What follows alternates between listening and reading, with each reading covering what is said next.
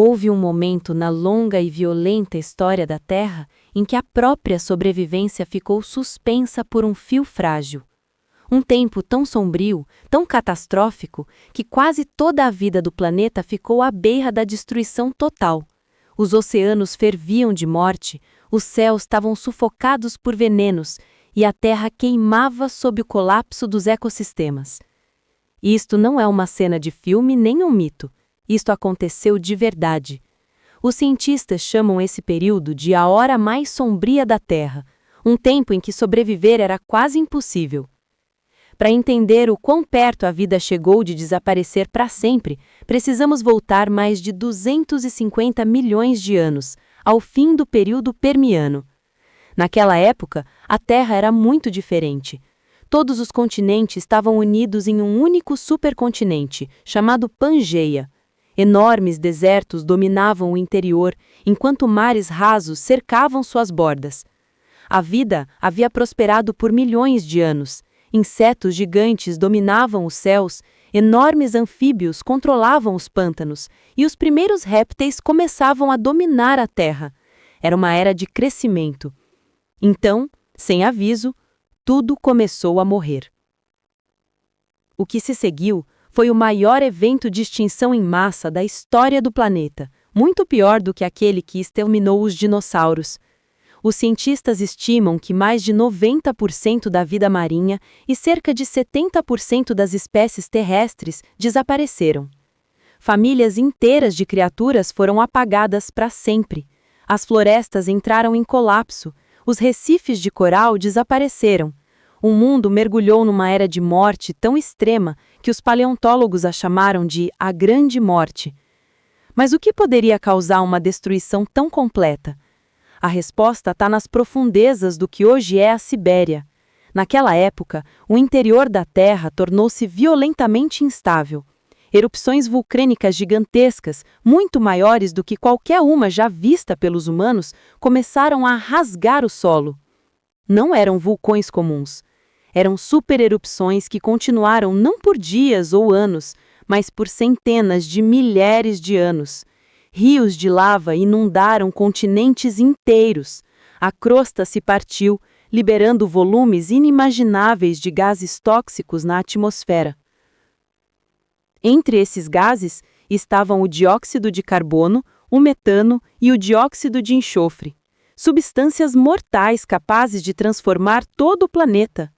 À medida que esses gases se espalhavam pela atmosfera, as temperaturas globais começaram a subir de forma descontrolada. A Terra entrou numa fase de aquecimento global extremo. Os oceanos aqueceram, o gelo desapareceu, o planeta tornou-se mais quente do que em quase qualquer outro momento de sua história. Com o aumento das temperaturas, os oceanos começaram a perder oxigênio. Isso criou vastas zonas mortas, onde peixes e outras criaturas marinhas não conseguiam mais respirar.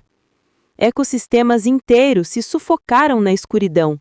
Ao mesmo tempo, os gases de enxofre se misturaram com a chuva, formando tempestades ácidas que queimavam a vida vegetal. Florestas murcharam, cadeias alimentares entraram em colapso. Com a morte das plantas, os herbívoros desapareceram e logo depois, os grandes predadores. Mas o pesadelo não terminou aí. Nas profundezas dos oceanos, micro-organismos mortais começaram a produzir gás sulfídrico, um veneno que cheira a ovos podres e é letal mesmo em pequenas quantidades. Esse gás tóxico subiu do fundo do mar para a atmosfera, envenenando o ar.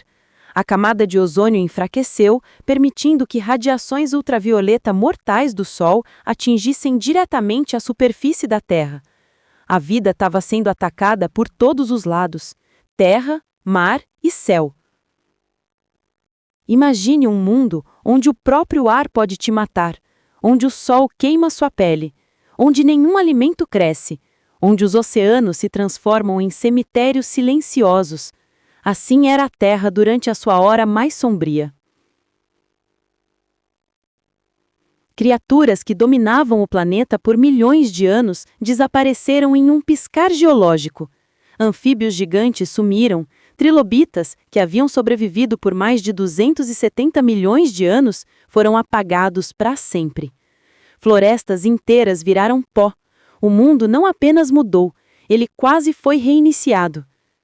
Por dezenas de milhares de anos, sobreviver era quase impossível. Mas, contra toda a lógica e todas as probabilidades, a vida não desapareceu completamente. Escondidos em tocas subterrâneas, nas fossas mais profundas dos oceanos e nos cantos mais extremos do mundo, pequenos sobreviventes resistentes resistiram. Pequenas criaturas semelhantes a répteis, com baixa necessidade de oxigênio, rastejaram entre as cinzas. Organismos marinhos simples se agarraram às fontes hidrotermais, onde o calor ainda fornecia energia. Esses poucos sobreviventes se tornariam os ancestrais de quase toda a vida moderna da Terra, inclusive nós. Mas essa sobrevivência frágil veio com um preço terrível. A Terra permaneceu um mundo hostil por milhões de anos após a extinção. A recuperação foi lenta e padorosa. Os ecossistemas precisaram se reconstruir das ruínas. Novas espécies evoluíram para ocupar os nichos vazios deixados pelos mortos. Lentamente, muito lentamente, o planeta começou a respirar novamente.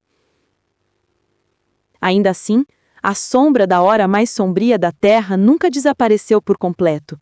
Porque esse evento provou algo assustador. A vida nesse planeta não é invencível. Ele mostrou que até o próprio planeta pode se transformar numa armadilha mortal. Que a sobrevivência nunca é garantida. E que a extinção não chega com aviso, ela chega de forma súbita, violenta e sem misericórdia.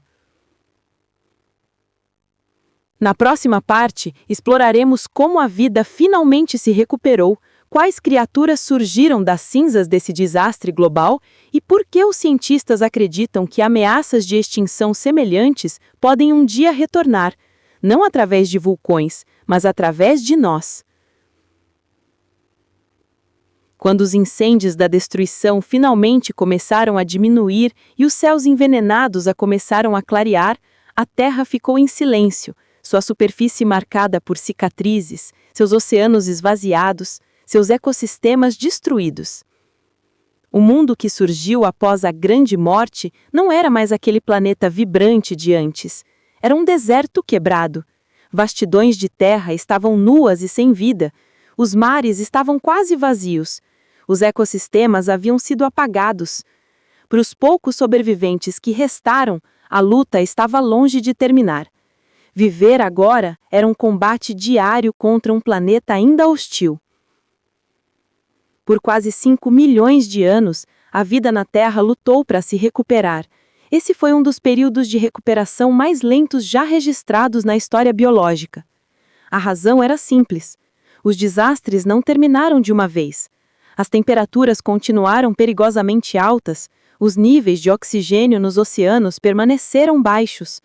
Gases tóxicos ainda escapavam do interior do planeta. A Terra estava viva, mas respirava dificilmente. Ainda assim, a evolução não para. Entre as ruínas, uma nova geração de vida começou a surgir. Criaturas pequenas e resistentes que precisavam de menos oxigênio e menos alimento começaram a se espalhar lentamente pela Terra. Esses sobreviventes primitivos incluíam répteis simples, capazes de viver em ambientes secos e pobres em oxigênio. Diferente dos gigantes que antes dominavam o mundo, esses animais eram pequenos, rápidos e altamente adaptáveis. Em um planeta destruído, a adaptação se tornou a maior arma da sobrevivência. Nos oceanos, organismos simples como bactérias, algas e pequenos invertebrados foram os primeiros a reconstruir os ecossistemas marinhos. Com o tempo, essas formas básicas de vida estabilizaram as cadeias alimentares. Peixes começaram a retornar lentamente. Recifes de coral, que haviam sido completamente destruídos, começaram a surgir novamente do zero.